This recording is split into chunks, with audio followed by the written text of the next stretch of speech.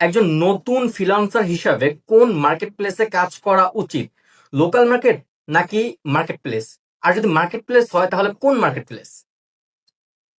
ওকে, একজন ফ্রেশার যিনি জাস্ট কেবল skill develop করেছে এবং সে মার্কেটে ঢোকার চেষ্টা করছে বা আয় করার চেষ্টা করছে, তখন তার প্রথমেই কোনো ইন্টারন্যাশনাল মার্কেট প্লেসে যাওয়া উচিত না। ইন্টারন্যাশনাল মার্কেট প্লেস বলতে আমরা এখন বর্তমানে যেটা বুঝি সেটা হচ্ছে আপওয়ার্ক, ফ্রিল্যান্সার, আপওয়ার্ক, তারপর ফাইবার, ফ্রিল্যান্সার.com, কেওয়ার্ক।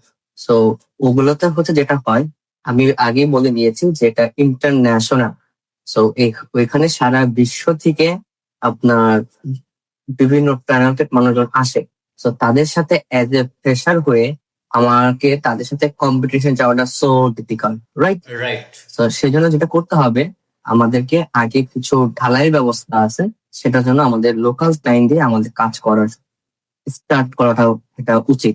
তারপরে আমরা ধাপে ধাপে ইন্টারন্যাশনালে যাওয়ার চেষ্টা করব। রাইট। আশা করি